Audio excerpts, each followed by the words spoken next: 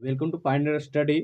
आप दे रहे हैं ओरली आइडियो रिटन टेस्ट। अगर आपकी तैयारी अच्छी है तो आप रिटन टेस्ट दीजिए, नहीं तो आप आंसर्स बोलते जाइए। हम आंसर्स बोलेंगे नहीं, बाद में मिलान करवाएंगे। तो चलिए शुरुआत करते हैं। आपका ये बायोलॉजी का तीसरा पार्ट परिवहन से है। आपका पहला चैप्टर है चालनी नलिकाएं पाई जाती है किसमें? जंतु में, जाइलम में, फ्लोएम में, एकोस्किए पौधे में, किसमें? दूसरा प्रश्न है आरबीसी का जीवन अवधि कितना होता है? आरबीसी का जीवन अवधि कितना होता है? तीसरा प्रश्न है निम्नलिखित में कौन सा संवहन ऊतक है? एपिडर्मिस, फ्लोएम, जाइलम या बी और सी दोनों? चौथा रक्त क्या है?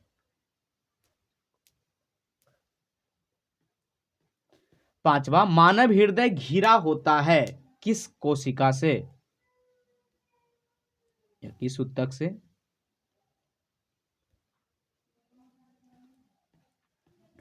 छठा मनुष्य में श्वेत रक्त कोशिकाओं की जीवन अवधि कितनी होती है?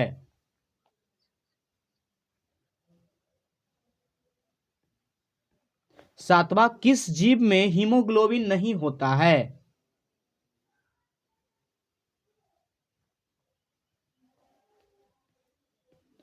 आठवां हीमोग्लोबिन की कमी से कौन सा रोग होता है?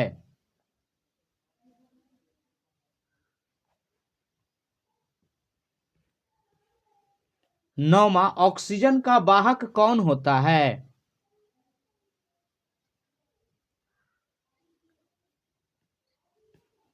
10वां रुधिर चाप नियंत्रण करता है किसके द्वारा? रुधिर चाप का नियंत्रण, ब्लड प्रेशर का नियंत्रण किसके द्वारा होता है?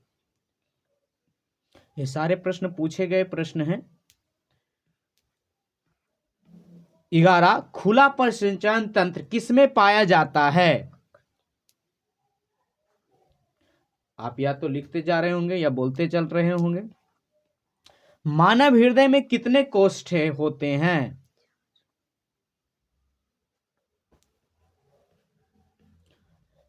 13 स्टोमाटा के खुलने और बंद होने की क्रिया को कौन नियंत्रित करता है? 14 पौधों में गैसों का आदान प्रदान किसके द्वारा होता है?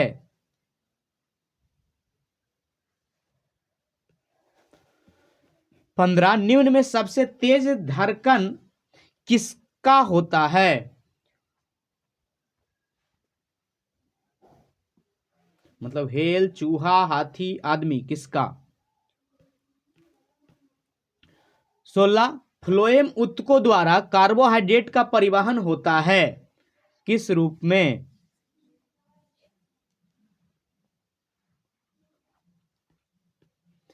17 इनमें से किसकी उपस्थिति के कारण रक्त लाल दिखाई देता है?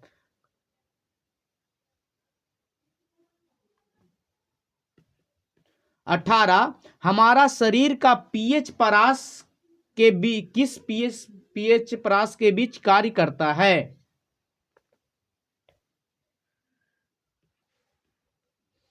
रुधिर का कौन सा अवयव रक्तस्राव को रोकने में मदद करता है?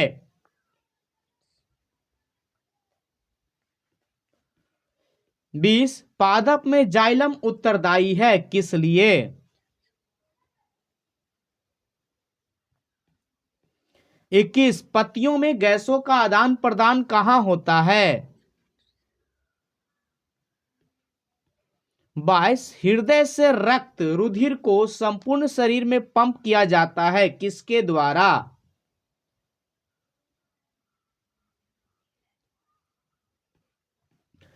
23 निम्नलिखित में कौन से यंत्र का उपयोग रक्तदाब मापने के लिए किया जाता है?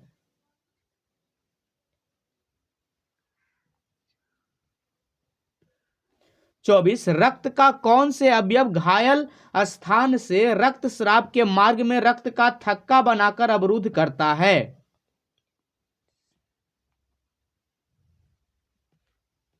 पादप में फ्लोएम उत्तरदायी है किस लिए?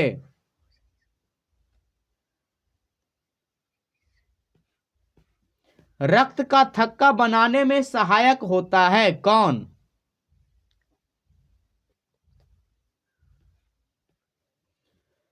27 एक कोशिकीय शैवाल में जल का परिवहन किस विधि से होता है? 28 मानव हृदय का औसतन प्रकुंचन दाब लगभग कितना होता है?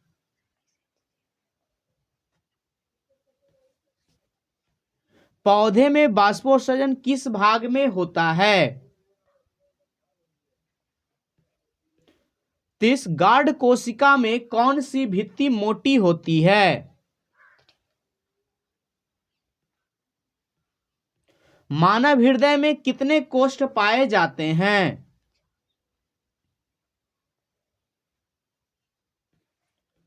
बत्तीस रक्त का लाल रंग निम्नलिखित में किस प्रोटीन की उपस्थिति के कारण होता है?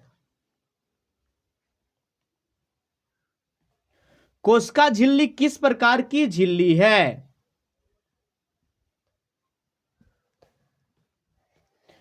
34 रक्तचाप मापने के उपकरण को क्या कहते हैं?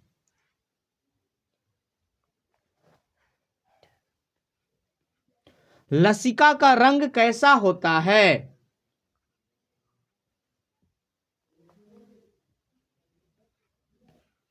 ऑक्सीजन के परिवहन के लिए जिम्मेदार रक्त का घटक कौन है?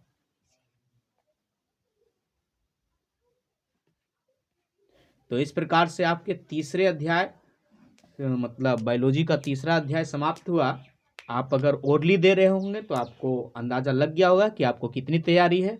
अगर आप आइडियो टेस्ट दे रहे होंगे तो चलिए आप अपने आंसर्स का मिलान करते चलिए और आपके आंसर्स इस प्रकार बोले जा रहे हैं।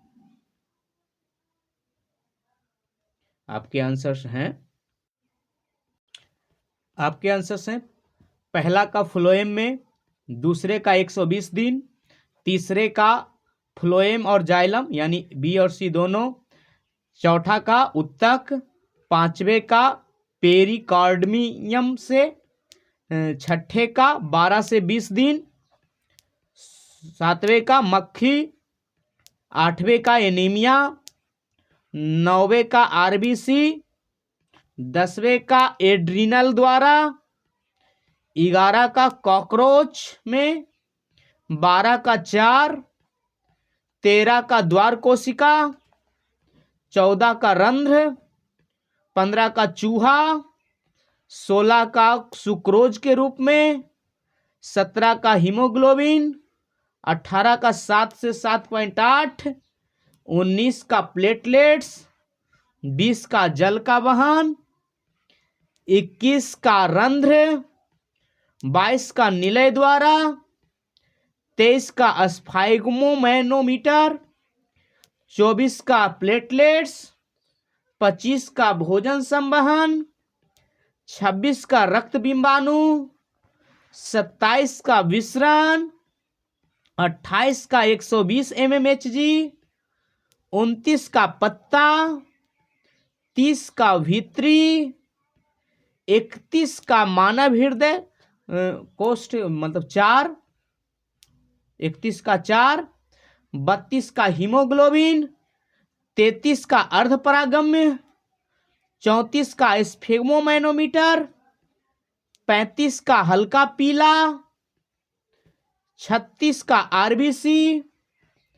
और इस तरीके से यह अध्याय समाप्त हुआ। हम लोग अगले अध्याय में फिर मिलेंगे उत्सर्जन वाले पार्ट में।